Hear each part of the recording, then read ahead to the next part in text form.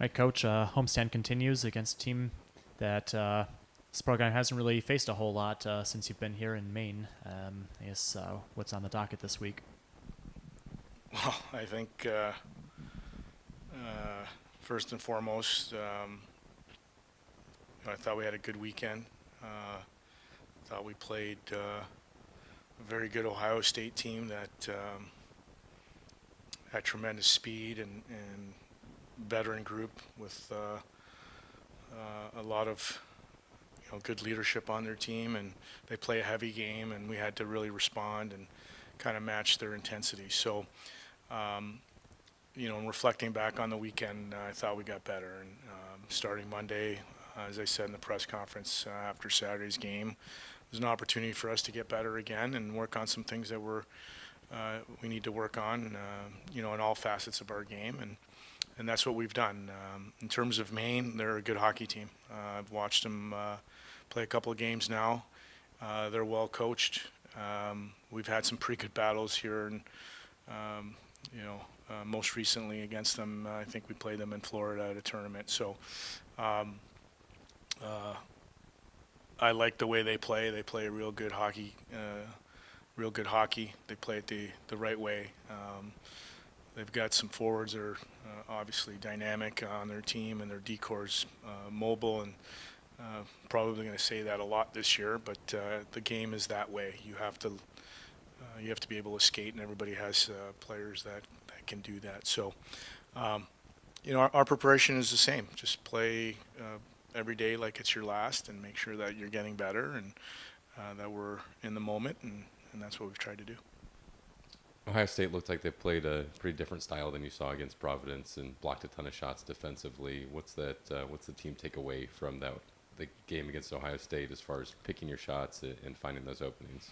Well, they did block a lot of shots. I don't know that they play a different type of game than Providence.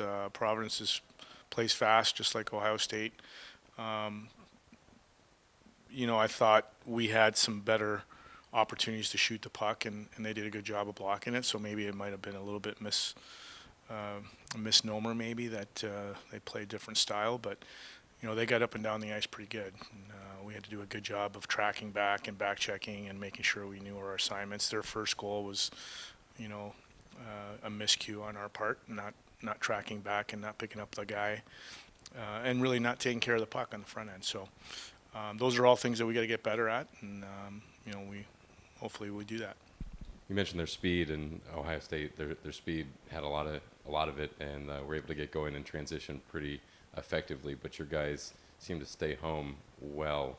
How happy are you with seeing them defend the transition game? Well, I thought we defended fairly well. There were a couple of times where we got a little bit loose, but to me, it's all about gap control and making sure that you're taking away time and space. That's the name of the game. And the more space you give a team, obviously, if they're going to generate some speed, they're going to be in a tough spot. So for us, it's all about getting up and with the play and playing a five-man unit game.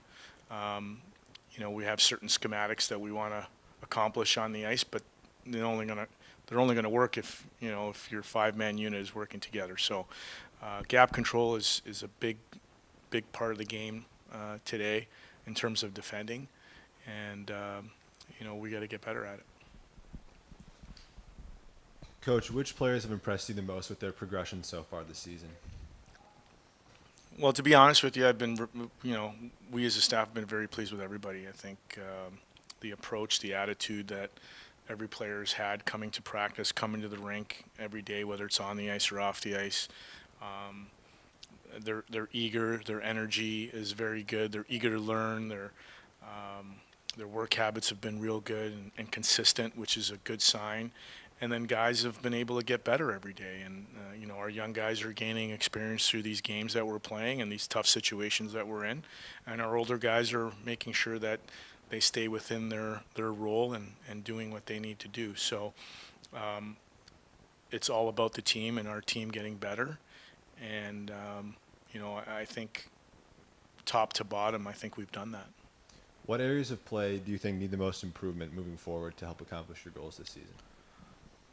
Well, this is the third week of the season, so there's a lot of things that we need to do just a little bit better. Our timing's not quite there yet. I think those are things that'll come when you continue to practice every day and continue to play games. And there's things on the defensive side of things that we need to continue to work on. Like I mentioned, tracking back and communicating and things that are in our control. But those are detail things and habit things that we have to continually, go over and practice. Repetition is the best thing for us right now. There's some things on the offensive side of things that we need to shore up. So we're just going to work on all aspects of our game and continue to improve. Coach, the power play success is evident that you guys are working hard with the man advantage. What can be done? What can you guys do to kind of turn up the output on the 5-on-5 game? Well, I think 5-on-5 we're getting our chances. We had some great chances on Saturday night to make it 2-1, and sometimes it's just not going to go your way. And give Ohio State credit too.